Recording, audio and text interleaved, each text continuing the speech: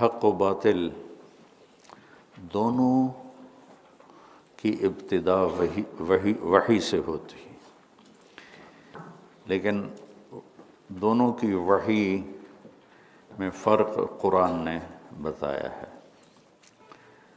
وَكَذَلِكَ جَعَلْنَا لِكُلِّ نَبِيٍّ عَدُوًّا شَيَاطِينَ الْإِنسِ وَالْجِنِّ يُوحِي بَعْضُهُمْ إِلَى بَعْضٍ زُخْرُفَ الْقَوْلِ غُرُورًا۔ تو اس آیت میں پتہ چل رہا ہے کہ جنات و انسانوں میں جو انسانیت کے دشمن ہیں ان میں بھی وحی ہے، یوحی، وحی بھیجتے ہیں ایک دوسرے کو، یوحی بعضهم الی بعض۔ اس کی حقیقت کیا ہے؟ زخرف القول غرورا، غرور دھوکہ ہے، فراڈ ہے، لیکن ایک اس میں ان کے پاس فن ہے۔ شیاطین الانس والجن جو باطل کی دعوت دیتے ہیں، ان کے پاس ایک فن ہے کہ وہ اپنی بات کو مزین کر کے پیش کرتے ہیں۔ زخرف القول غرورا، وحی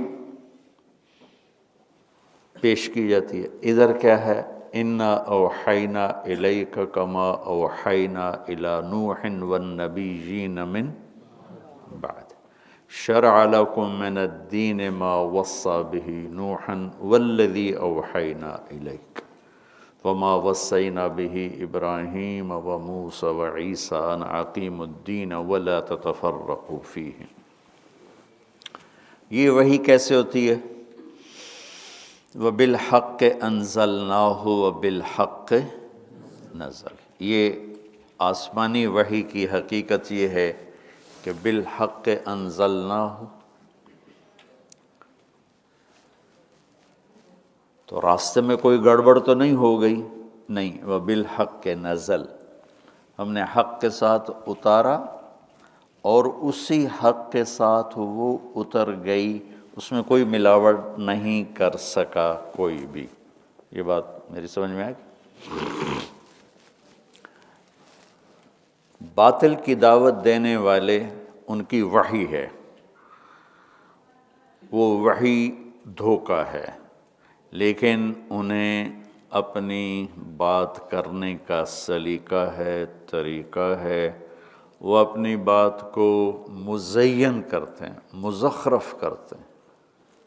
لوگ سچائی چھوڑ کے جھوٹ پہ چل پڑے،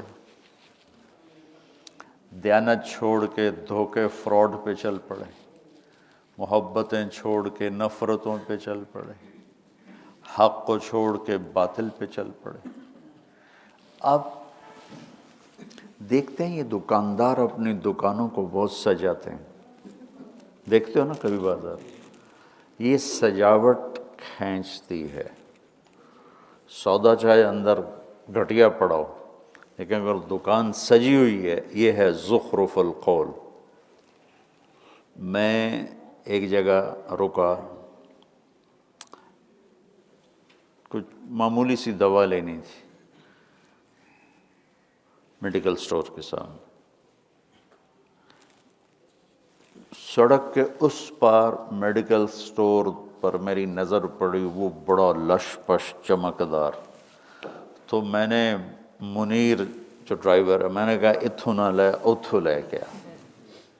یہ ہے زخرف القول کی تعبیر۔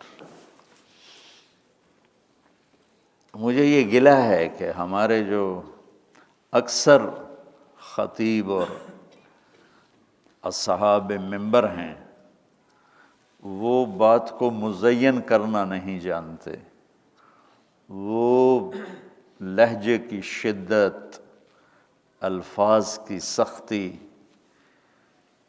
اور گفتار کی گرمی، وہ لوگوں کے دلوں کو اور زیادہ دور کر دیتے۔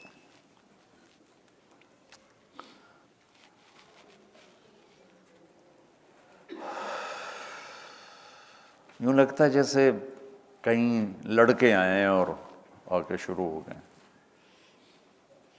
تو اس نے عوام، اب دیکھتے ہو جمعے کو جب خطبہ شروع ہوتا ہے تو مسجد کیسے خالی ہوتی،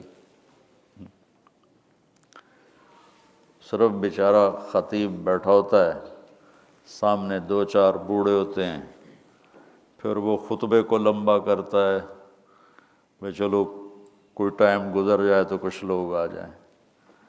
جہاں کہیں کوئی اللہ کا بندہ خوبصورت بات، مثبت بات پیش کر رہا ہے، وہ مسجد پہلے بھر جاتی.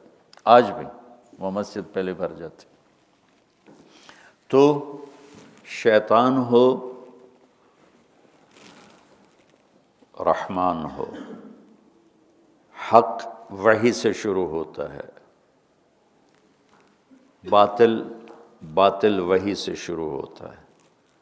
وہ ہے غرورا، یہ ہے بالحق انزلناہ و بالحق